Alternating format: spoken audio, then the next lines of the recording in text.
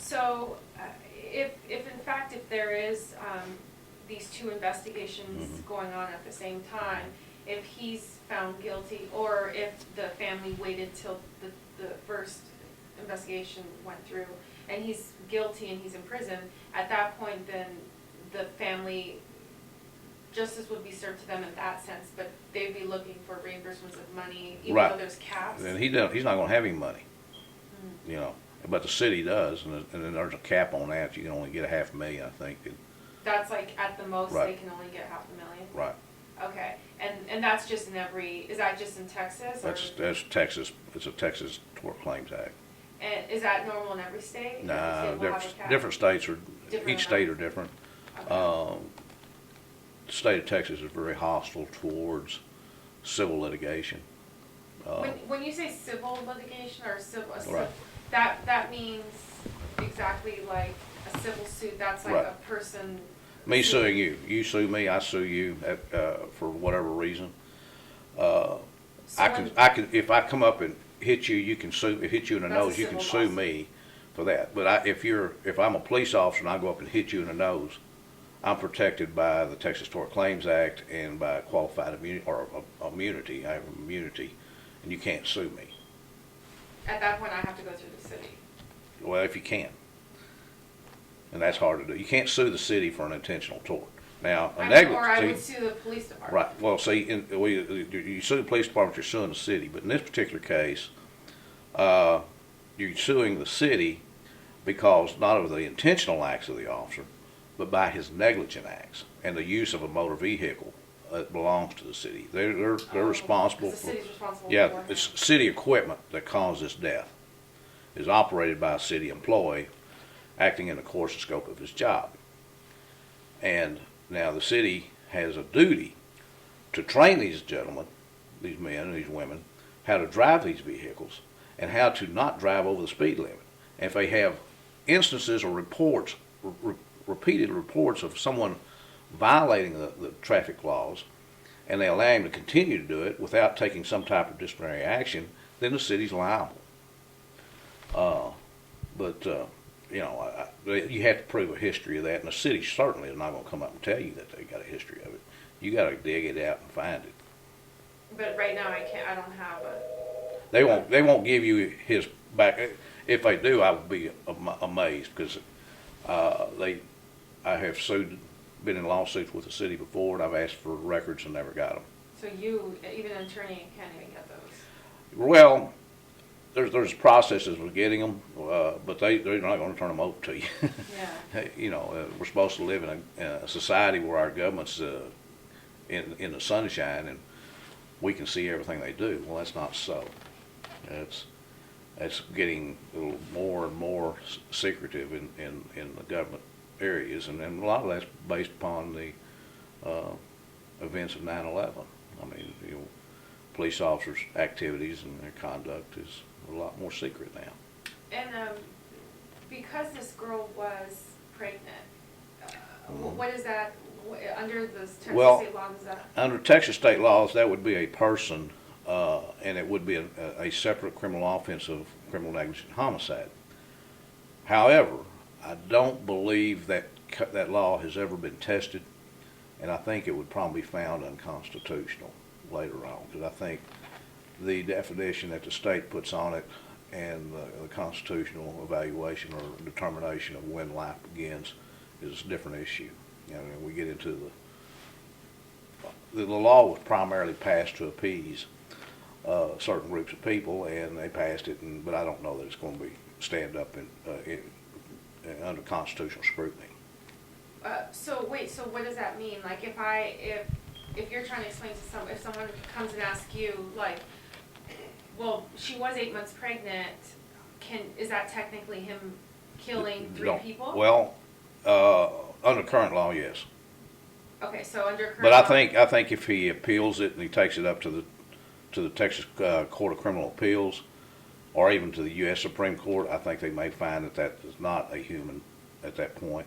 But bottom line, in Texas, In Texas it is. It's considered defined three, as such, yeah. yeah, 3 people. So Right. it doesn't matter, like, if she was 2 months pregnant, is there like a certain point? Well, no, there's not. That's Okay. why I think there's a problem with the law is because, you know, if she was a week pregnant, you know, and is that the killing of a, Third yeah. person, okay. And so, I think that takes us into a whole new realm So- of when life begins and that okay, kind of but, stuff. but bottom line, he could technically be charged Right. with the He death probably of will be charged. with three, Right. with the death of 3 people. Correct, 3 persons, yeah. okay.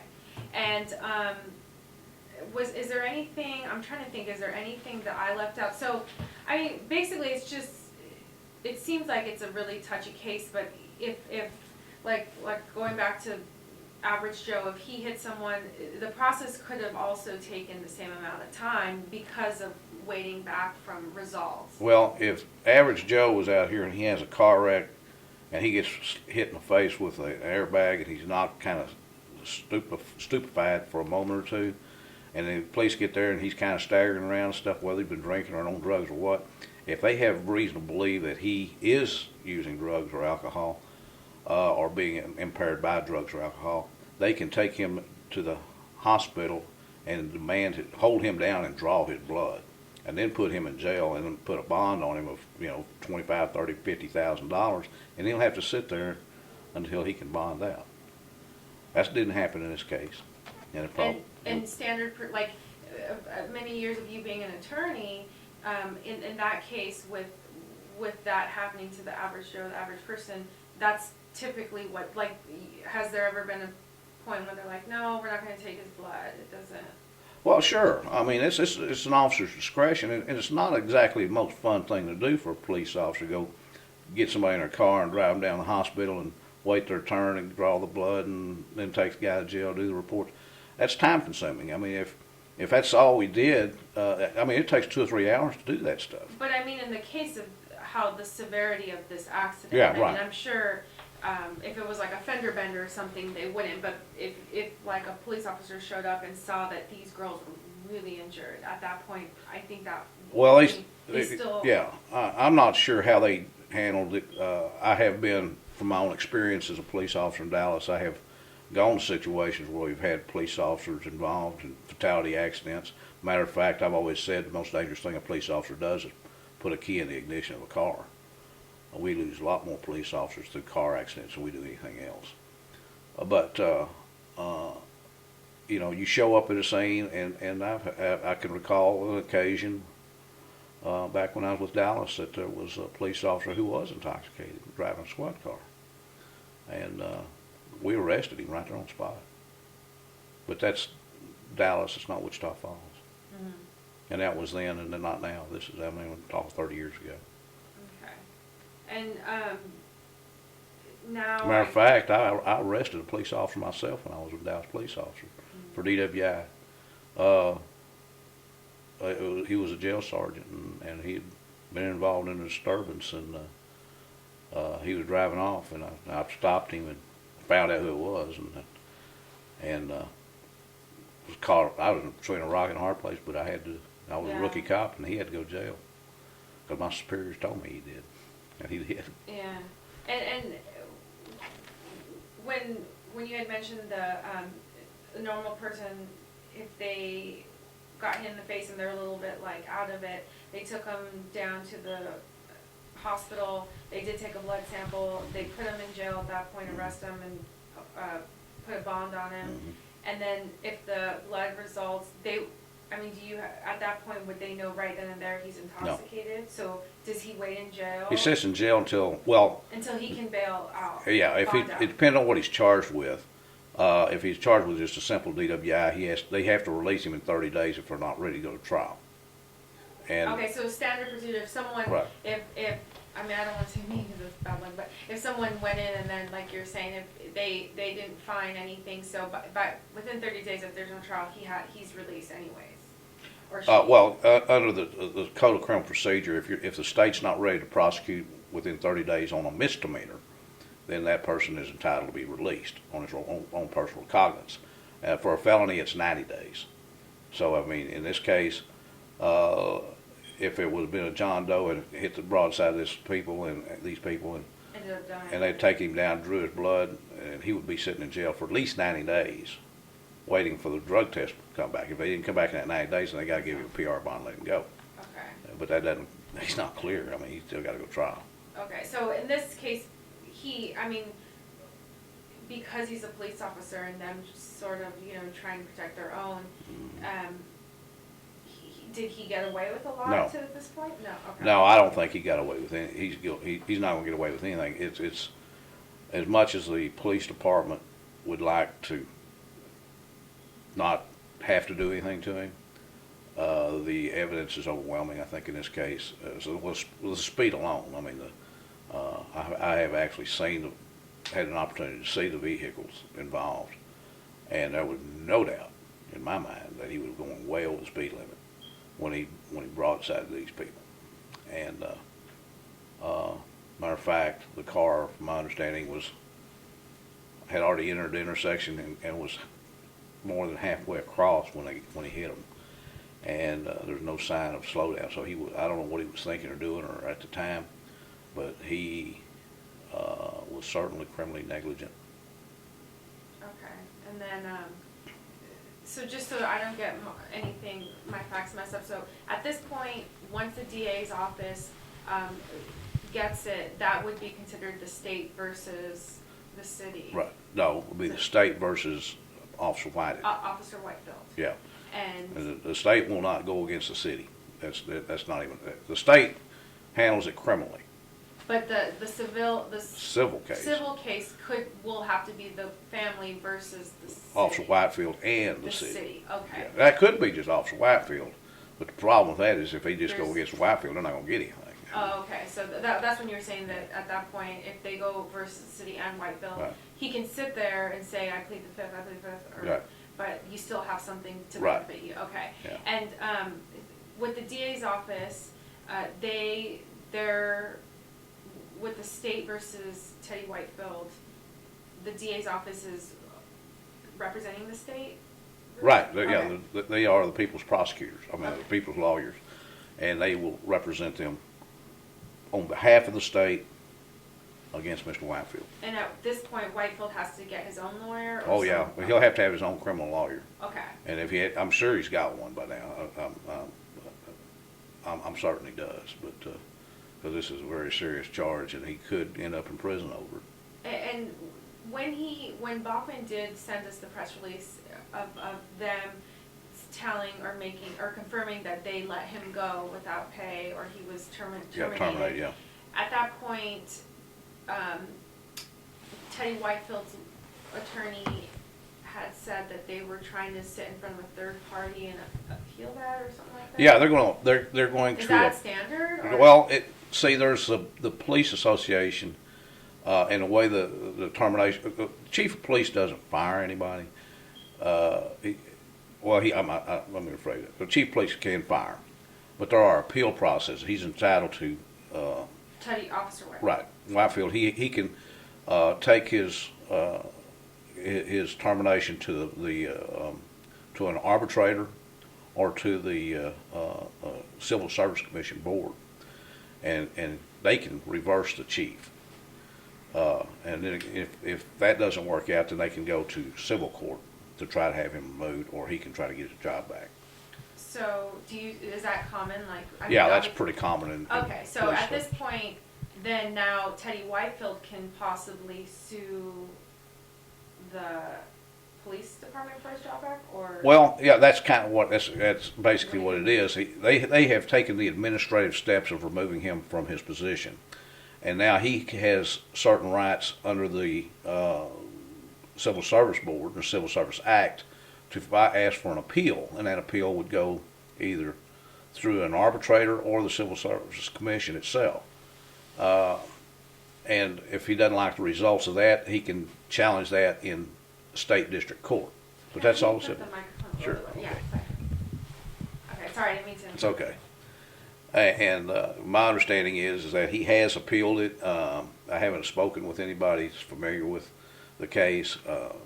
One diverging part of this case, or intersecting thing about this case, is if they made him produce a urine sample as an administrative issue that may block the use of that evidence in a criminal case. You mean, what does that mean? Like if they... Well, see, the police department has two issues here. One, they've got a person on that they, one of their own, who has done something wrong. And they've got, the second issue is it may be criminally wrong. For example, if you have a police officer who just goes to sleep on the job and they find out about it, and they say, well, we want you to give us your analysis to see if you're on some type of medication to make you fall asleep. You hadn't committed any crime, but they can take that, your analysis, and determine whether or not they should fire him or get rid of him. That's evidence there. If they then turn around and say, well, you were driving a car earlier, and we think you had it, and we can't, and they try to prosecute him for a criminal act based upon the evidence they got in this administrative proceeding, he's protected, and they can't use that evidence. This is an old case that's sitting out there. It's not used very often, but see, you have constitutional rights to not provide evidence against yourself in a criminal case, but you don't have those same rights in an administrative proceeding. I mean, if chief of police orders you to take a polygraph, you take a polygraph or he can fire you, even though polygraphs are not admissible in court. So you're saying with that might affect the overall... That's something the defense attorney, the criminal defense attorney, will have to look at. Like, so the DA's... Yeah, I mean, that's... Or no, his defense attorney. Yeah, his lawyer will do everything he can To help him. to have the evidence taken from him thrown out of court. And at this point, because he was involved in a fender bender earlier that day, would that, I mean... Well, that raises questions not so much to him as it does to the city, because the city has an obligation and a duty to supervise their officers. And if you have an officer who's been involved in an accident, and that may have been, I don't know what happened in that accident. If he hit his head, he may have been suffering from a concussion during all this. So why did the city allow him or think that he was right? okay Well, to they should have, drive? yeah. And I don't know what if he's had wrecks before. I don't know if he's been reprimanded before for speeding. I mean, these are certain things that we don't know. So this is what the DA's office would have to try to dig up all this? No, they don't need that. Oh, okay. They don't need that. Why? Well, because those are prior acts, and all they can do is they can go after him on the current act, which was the car wreck itself. On the other hand, the family, the lawyers who are representing the family, this is information that holds the city accountable. Oh, okay. I mean, if the city has a guy out there running up and down the road excessive speeds and having car accidents and stuff, and they know it, and they don't take him off the street when he has a front to rear collision, and they should, if they would taken him off the street, then this accident later on wouldn't have happened. Okay, so that's something for the civil. That's on the civil side. Okay, so even if with the state, even though it's not current, even though if it happened that day, that's still not considered. It's not relevant to the. Okay. It goes to more of a lack of supervision than it does To like him to himself. his culpability. I mean, his Okay. culpability of having an accident is determined by how intoxicated he was at the time of the accident, if he was intoxicated, Yeah. or was he just messing with his computer. But either way.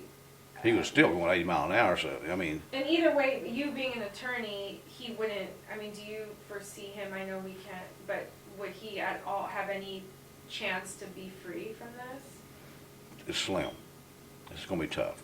And I So bottom line. feel sorry for him, and I feel sorry for the families of these girls. It's not there's no winner here at all. Nobody's going to win. So either way, he's going to, even just him having to deal with, if it was even in fact an accident killing technically 3 people Yeah. in Texas, There's no malice here on his part. It's not like, for example, on another case I have where a police officer goes in a house and plants dope all over the house and then arrests somebody for the dope that he planted. And this is not the same thing. Mm-hmm. I mean, he didn't take these people out and intentionally do what he did, Yeah. but he was just horribly negligent. And at this point, his chances are, you think, pretty slim, you being an He's got a tough road to hoe. He's not. He's not a criminal. He's committed a criminal act. So I guess that by definition he would be a criminal. But he's not. He's not a serial criminal. He's not. If he gets probation, I think justice will be served. It may not be fair to other people, but I don't think sending somebody to jail who's never committed a crime. I don't send them to prison for 8 years because of a non intentional act. I think it just doesn't seem fair to me. But in this case, what would be, do you think would be the maximum? Could he Oh, he possibly could get. send I think he could get probably 10 years. Do you see? 2 to 10, I think. I think the penalty's from 2-year minimum to a 10-year maximum. Of the penalty for? Criminal negligent homicide or intoxication manslaughter. Okay, so he couldn't face Or make life. it. No, I don't think he get life. It may be a second-degree felony. He probably could get. So I guess 20 what is years. the time from the word? I'm not the time. But what are the years that the DA's office would be looking to? I think they would probably be asking for 8 years because that's what they got in similar cases. I don't know what a jury will do. So a jury can say, no, we. No, at they this can point, give him you're asking probation. for 8, we can give He's you. probation eligible. Okay, so Yeah. but once the DA goes to would the grand jury have to okay? Grand that? jury, all they do is say yes or no Okay. as to whether or not to go to trial or not. So the DA obviously say, hey, we're on our maximum. We're gonna shoot for 25 years in prison or They 10 could. years. They could. And at that point, can the jury decide even more? Or No. Okay. The penalty range is established by the state, and I think it's a second-degree felony, which would be 2 to 20. 20 So, but years. his wouldn't be a second degree felony. His would be. I'm not sure what they're going to charge him with. Oh, okay. One. But you were saying between those two that you said previously, Yeah. like that would make the most sense from what the Right. evidence that they have. Okay. I think they could save taxpayers a lot of money, and justice could be done if they just made him a plea offer where he doesn't go to jail. I think it'd save the state a lot of money. Do you think if he doesn't get any jail time, there would be, the residents would be outraged? I think there will be, but there'll be some outrage. It doesn't make any difference what happens. There's going to be outrage one way or the other. But do you think probation would be enough to? I think so, because he's not a serial criminal. It's not. He certainly didn't intend this to happen. He was reckless, and it happened. Okay. But And he either has way- to pay for it in some way. And he's lost his job. He's lost his career. That's a pretty good start. But we've got bad people running around out here. He's not a bad person. He did a bad act, but he's not a bad person. And we've got people around here intentionally harming people. And we don't have the jail space to put people like Mr. Whitefield in prison. We need to be realistic about this stuff. It's tragic. It's horrible. And but does he really need? Is society going to be better to put him in prison for 8 years? No. Okay. Anything else that I might have left out? No, I think you pretty well covered everything. Okay. Thank you so much. I Okay. know I